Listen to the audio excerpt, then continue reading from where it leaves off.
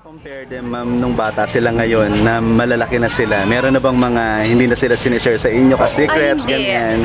I'm very thankful kasi na lahat sinishare nila. Lahat, kasi we're very open eh. So kahit ano, we talk about everything or anything under the sun. So very open naman sila eh. Pagdating sa school, pagdating sa friends nila. Minsan problema pa ng mga friends nila, nasa-share nila sa akin. Yung mga crushes nila ng mga, alam mo naman yung mga crushes na ganyan, hindi pa naman masyadong serious yung mga ganyan. But they're very open. Wala silang, kasi like ko naman sinasabi na you can tell us anything. Yun naman importante ever since talagang yun na yung foundation namin eh. Yung trust, tapos yung communication, dapat open. Do you still have time to play with them po? Kaya na malalaki na sila? Ay, oo naman, nag-play pa rin kami. Mukha lang sila, matatangkad lang sila, pero naglalaro pa rin kami ng mga yan, diba? Kahit ano, kasi mababaw lang kami. Hindi nga, sabi ko nga, hindi mo kailangan gumastos para makipag-bonding sa anak mo. Kahit nasa bahay lang kayo, kahit nasa labas lang kayo ng bahay, kahit ano, even board games. I mean, board games, pwede kayong mag-bonding. Yun yung mga ginagawa namin, board games, so kaya pag nagbabike, or kahit na ano lang, kahit na ano. Gano'n ba sa career, ma'am? May nasi-share na ba sila? Or if they want to, as in showbiz, a gym? Mukhang yung daughter ko papunta doon eh. Kasi lagi si Cassie very vocal na, I want to be an actress like you, I want to be a host and an actress like you. Sabi niya, kasi nasa singing lessons din, nag-dance lessons din.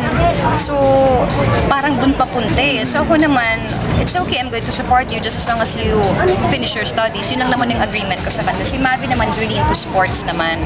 Kasi nag-tournament siya sa tennis, kasi nagba-basketball, nagsa-soccer, nagpa-futsal, lahat na yata, name it, ginagawa nila.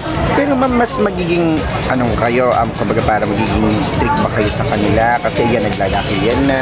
Hindi naman strict, siguro tamang guidance lang talaga sa kanila.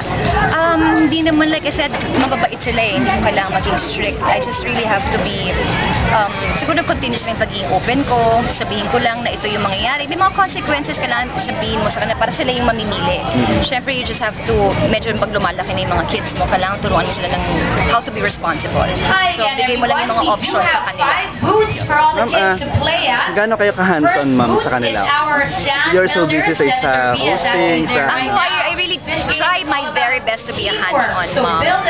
As much as gusto ko talaga yung 24/7 nakatutok sa kanila, hindi ko na magawa kasi working mama ko. So like I said, gagawa ka talaga ng paraan para makipag-bond sa kanila, para maging tutok sa kanila. Hindi mo naman kailangan maging, kasi meron nga dyan, presently, nandiyan nga sila, pero hindi yung utak naman nila lumilipad. So ako kahit when I'm at work, tumatawag ako, or nagbibili na ako sa mga yaya na ito yung gagawin nila, ito yung mga activities nila, ganyan. And then after school, I call them up, o house school. Communication lang talaga. Kaya very thankful ako na may cellphone tayo.